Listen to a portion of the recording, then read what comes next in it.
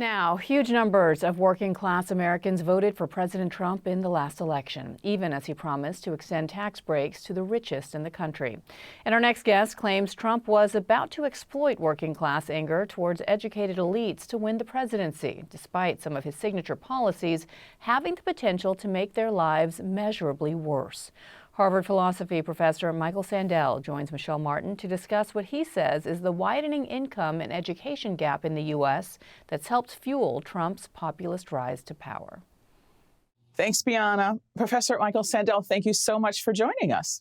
Great to be with you. And congratulations, because one of the reasons we are speaking with you today is that you have just been awarded what's considered a very prestigious prize for philosophy. The Berggruen Prize is an acknowledgement of a body of work, and not just a body of work, but a body of work that has global impact. One of the reasons it's sort of timely to speak with you is we are in a moment in this country where it just seems like the worst impulses of human beings are not just brought to the fore, but amplified.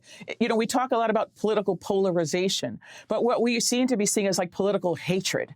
I mean, it isn't just that people disagree with people about tax policy, like what should the corporate tax rate be? No, if we disagree with you, you are evil, you are stupid, you are wrong. And I just wonder, how does a political philosopher like you think of a moment like this?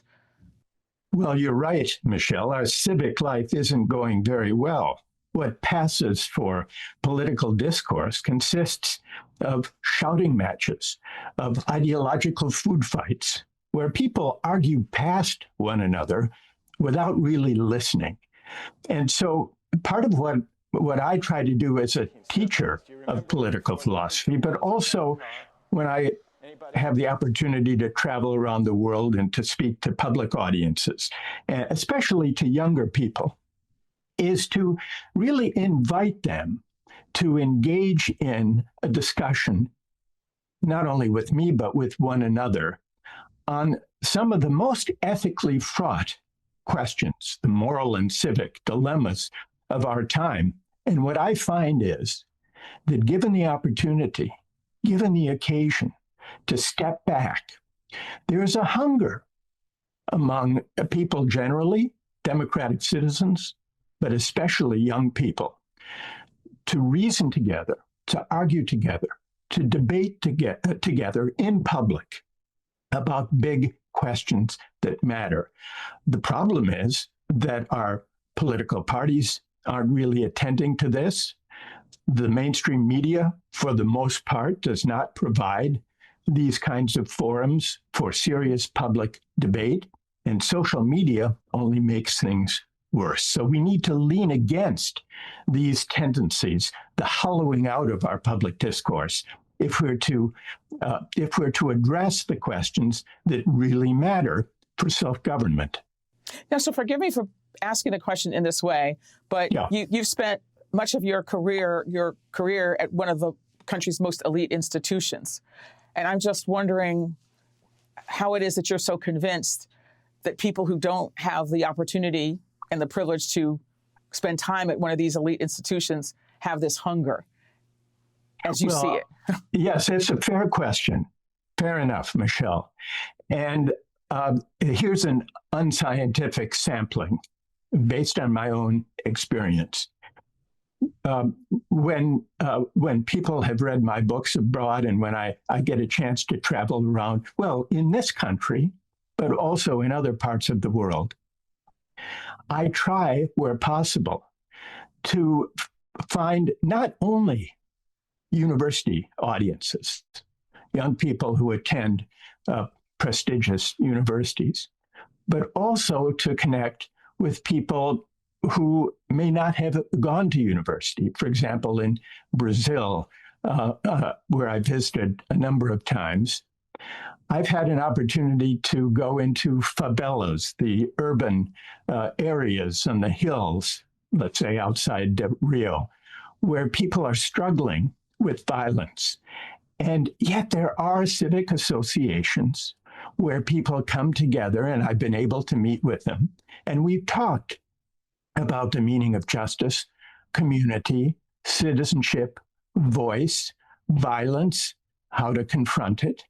And I find that whether I'm speaking to students at Harvard or to members of the general public, with or without college educations, there is this hunger. I think philosophy can speak to everyone. At least that's my hope, and that's my ambition, Michelle.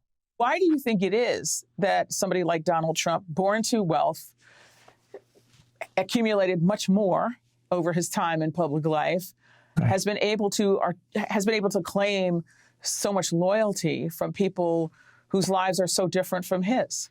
I am critical of well-educated, well-credentialed elites who were completely blindsided by the election of Donald Trump in 2016. And we see this around the world. Increasingly, the divide, and really goes back 4 or 5 decades, Michelle, the divide between winners and losers has been deepening, poisoning our politics, setting us apart. This has partly to do with the widening inequalities of income and wealth brought about by the age of globalization. But it's not only that. It has also to do with the attitudes towards success that have accompanied the widening inequalities. Those who've landed on top have come to believe that their success is their own doing, the measure of their merit, and that they therefore deserve the full bounty that the market bestows upon them. And this has led to a set of anger. It's led to anger, resentments, and a set of grievances, especially among working people without college degrees. The diploma divide is one of the deepest divides now in electoral politics. And a great many working people feel that credentialed elites look down on them. And here's where Donald Trump comes in. He's been able to exploit the grievances of working people who feel elites look down, and he goes after those elites. It's no accident that after one of his primary victories back in 2016, he proclaimed, "I love the poorly educated." We won with poorly educated. I love the poorly educated. It was a crude, perhaps, way of addressing what he sensed was this wellspring of anger that he's managed to tap into. And so I think that to respond effectively to Donald Trump, it's not enough simply to say he threatens democracy and constitutional norms. It's also necessary for progressives, for Democrats, for liberals to reconsider their own political project and to ask, if Donald Trump represents a threat, and if he's as disagreeable as we say he is, how come people went for him instead of what we have to offer? I think that progressives need to offer a reimagined political project. What would that look like? I tell you, because this is the kind of thing that I would say the continuum of reaction among progressives is unease to rage, because on the one hand, they look at their policy accomplishments. They look at something like the Affordable Care Act, and they say, you know what, 40 million people were uninsured before the Affordable Care Act. The percentage of uninsured is down to single digits, not because of Donald Trump and his policies, but because of Democrats pushing for this law, pushing for subsidies to help people afford the law, and yet people don't seem, I'm not going to say grateful, but they don't seem to, it's not sort of as persuasive. On the other hand, and yet Democrats are sort of puzzled by their idea of student loan forgiveness. Evoke this kind of rage. And then they look at that and they think, well, why? What's so terrible about that? And I'm just sort of curious, how do you understand that? Right. And you're certainly right, Michelle. Not only it was the Democrats who produced the Affordable Care Act, but Donald Trump is trying to get rid of those subsidies. He's been trying to get rid of them. And has been for years since his first term. On which his voters, his supporters depend, many of them, for their health care. And what that suggests is that there is something else going on here. And it goes back to this idea of elites looking down. Democrats, along with Republicans, since the 1980s, affirmed and promoted a version of market-driven globalization that did produce substantial economic growth over the past 5 decades. But most of the gains went to the top 20%, and almost none went to the bottom half. The median, the wage in real terms for the median worker in the United States was nearly flat, nearly stagnant for 5 decades.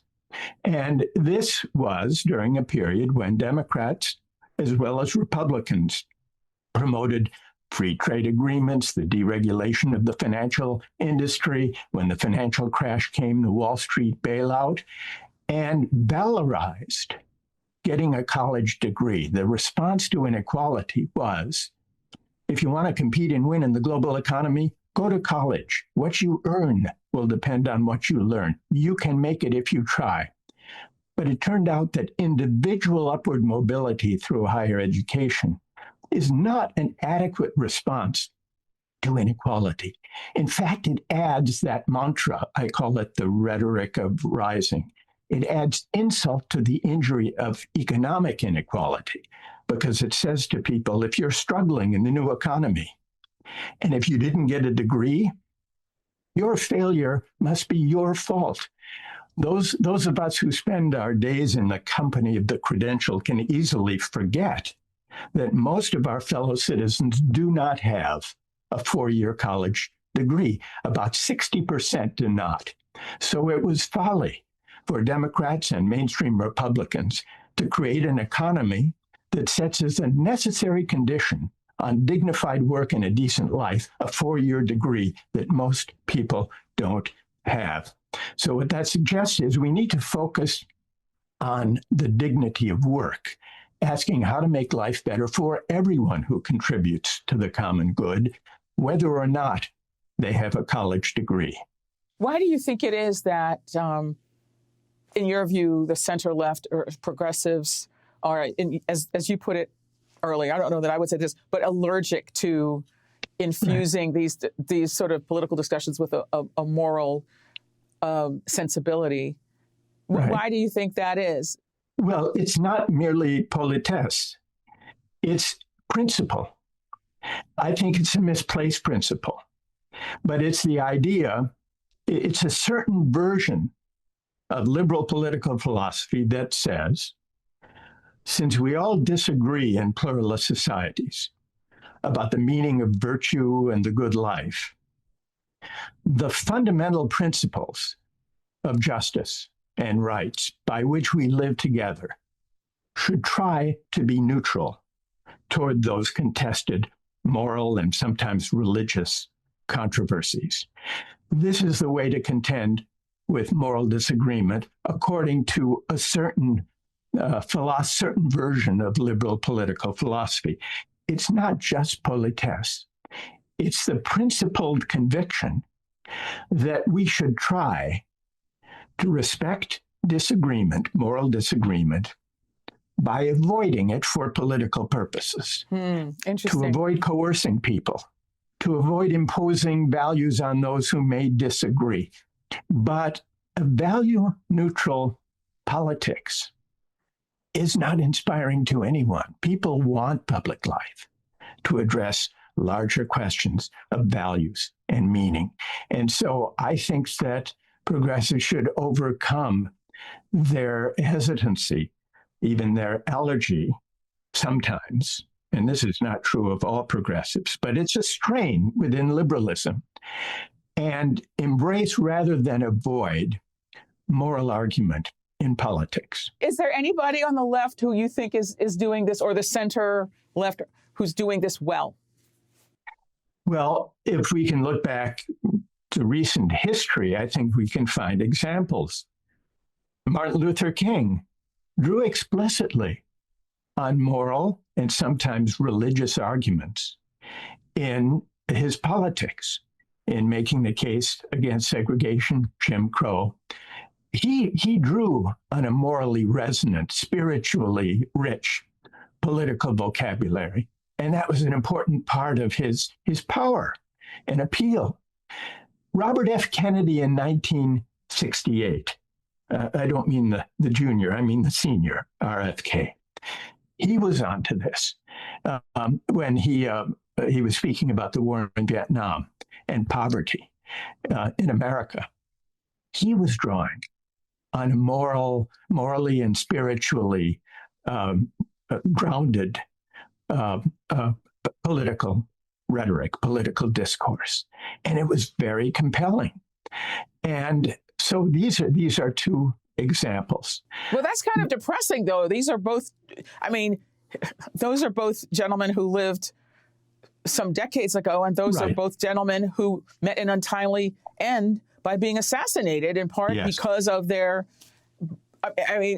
in part because of their efforts to advance these beliefs. Well, we did have another glimpse, and I should mention this, and another glimpse of possibility for a morally and spiritually infused progressive politics, and that was Barack Obama during the 2008 campaign, when he stirred a civic idealism that inspired not only Americans, but people around the world. And he promised, I mean, by his example and his rhetoric and his eloquence during the campaign, he gestured toward a morally more engaged kind of public discourse than the technocratic kind of market-driven discourse that Democrats especially had embraced from the 80s up until that point. That was part of his promise as a candidate. But unfortunately, he took office right in the midst of the financial crisis and appointed economists who had been part of the neoliberal orthodoxy that had shared in the deregulation, and then came the Wall Street bailout. And I think this dampened and diverted him from the civic idealism that his campaign, that amazing campaign, seemed to gesture toward.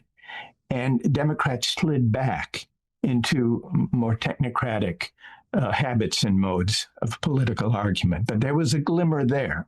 And perhaps, who knows, perhaps as people struggle with the question of how to confront Donald Trump and MAGA, perhaps we will hear and find new voices among progressives for a politics of the common good that takes community seriously, that offers a version of patriotism that can inspire those who don't want to associate patriotism merely with hostility to immigrants, but also a more affirmative project of moral and civic renewal.